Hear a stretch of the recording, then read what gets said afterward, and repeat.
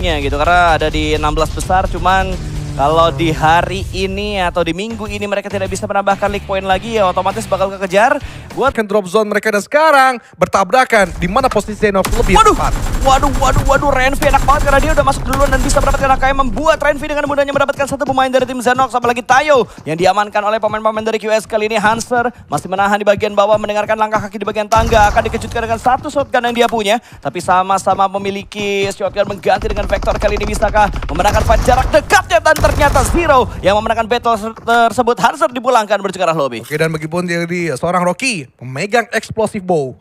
Menggunakan satu tekanan tersebut untuk arah dari Renvi yang sudah terdeteksi di area rooftop. Tapi belum ada satu hujaman ke arah sana, hanya mengandalkan S12K. 5/10 pelor mestinya cukup kalau dia mempunyai akurasi yang tinggi. Tapi Renvi mempersiapkan diri, trapping defense, granat di atas dan Zairo pun jatuh. Tapi Rocky menjadi pembeda untuk menobrak, membuat kuantitas 3 versus 2 dan di atas masih ada Valevi yang mungkin juga bisa menyantap seorang Rocky. Tapi Da Costa di angle line memastikan Fate bisa dia telan secara mentah-mentah. Sama-sama rugi sih menurut gue battle kayak gini nih. Udah pada pincang semuanya juga, apalagi kalau Zenox gak bisa ngelakuin revive karena satu anggota mereka yang sedang tumbang. Tapi mengingat dari QS hanya mengisahkan seorang Valevi nih, akan ada chance yang cukup besar supaya Zenox bertahan dengan 3 anggota mereka. Rocky akan melakukan screening naik untuk bisa mendapatkan informasi pergerakan-pergerakan dari seorang Valevi. Tapi gudang ini sudah ditinggalkan karena Valevi lebih memilih untuk cabut dengan menggunakan vehicle-nya. Ada AKM di tangan dari seorang Rocky mencari angle supaya bisa dapetin last man standing dari QS. Terlalu banyak bangunan dan gue rasa Valevi bakal save.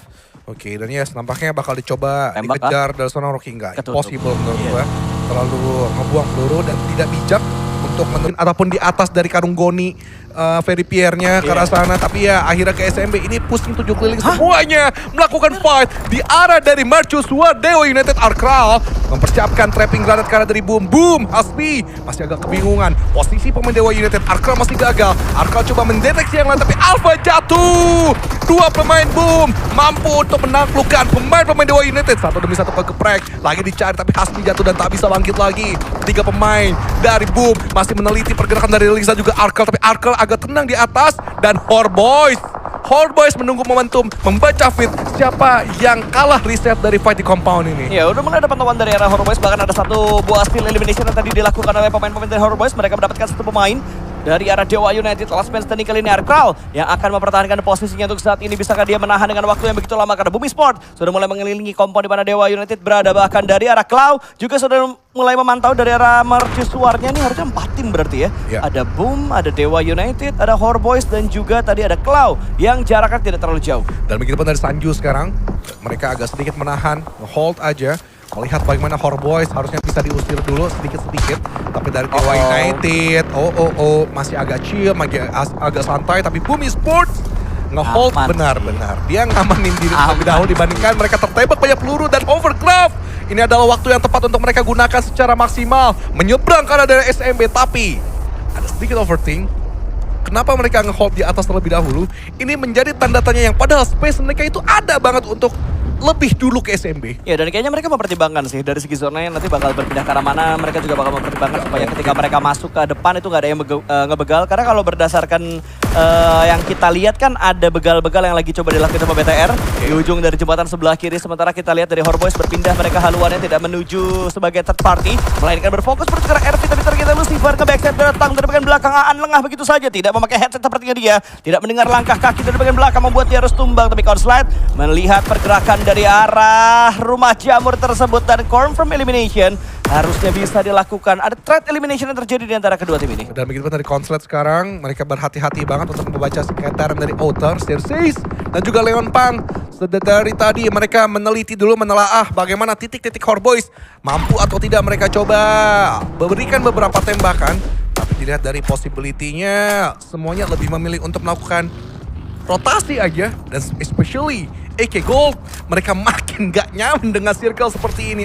AK Gold harus melihat mastery yang sangat impresif, menyeberang dari farm dan langsung ke titik starter di mana berada, di mana BTR sekarang bersama dari Nightmare. Mereka lah 2 tim tercepat yang sudah mengamankan tengah ataupun center dari circle zone. Blue Circes masih menahan, memblokade pergerakan dari seorang RV Cozy terlebih dahulu bisa mengantisipasi Xerxes karena HP bar Xerxes sudah terus banyak. Oh ini dia backup yang datang, tapi ada tembakan dari seorang Kozi begitu menyakitkan. Berarti ada pemain dari tim Glubuk untuknya hanya mengenai armor mobil. Dari seorang Leon Pang, Stickly datang, follow up datang dengan sangat cepat kali ini. Stickly!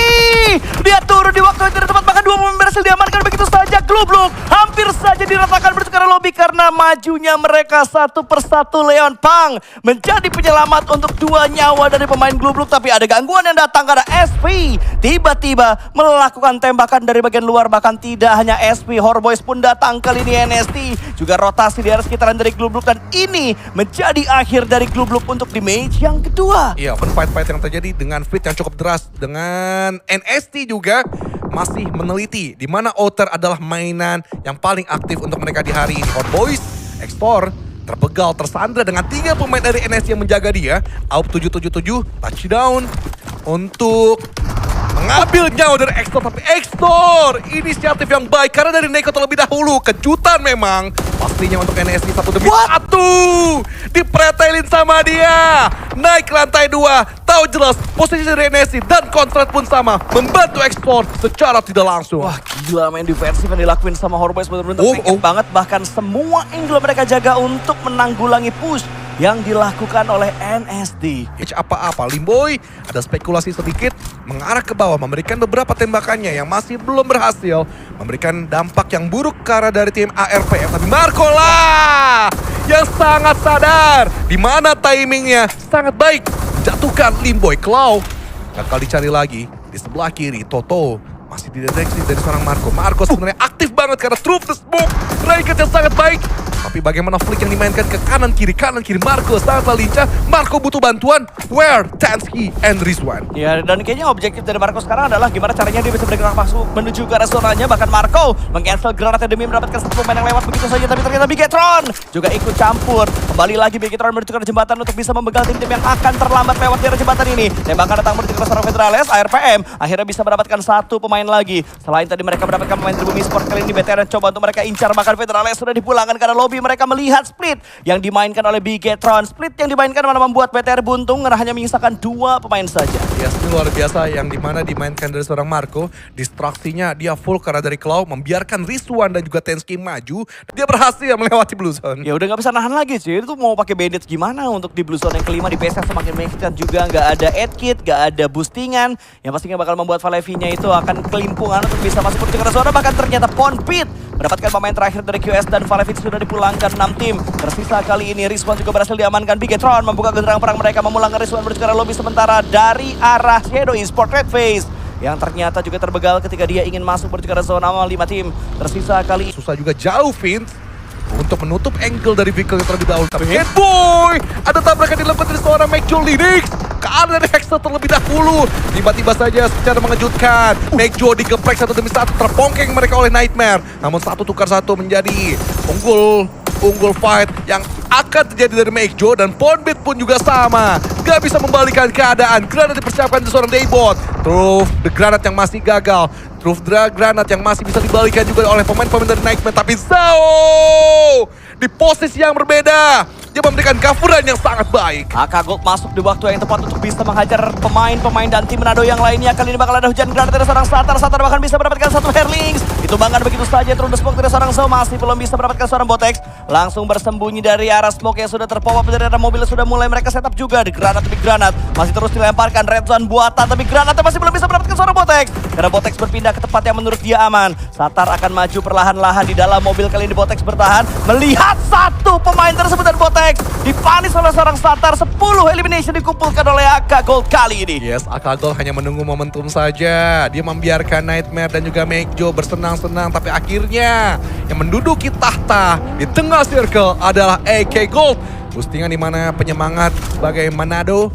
Kota yang dipilih oleh PUBG Mobile Esports ID menjadi kota untuk terselenggaranya babak Grand Final. Respon cepat, gerak dilempar walaupun ketahuan satarnya, tapi benar-benar percaya diri banget. Dua bagi yang digunakan untuk melakukan sebuah sandwich masih belum bisa menabrak klasmen standing tersebut, malah satar dengan P90-nya dapetin pemain terakhir dari Meikyo, dan ini hanya tinggal menunggu waktu saja karena sudah mulai terspot Rocky oleh 3 pemain dari AK Gold, dan winner chicken dinner didapatkan oleh tim asal Manado. AK Gold nge-secure chicken pertama mereka di hari ini. Ya sudah seharusnya juga memang dari AK Gold lebih bisa mengontrol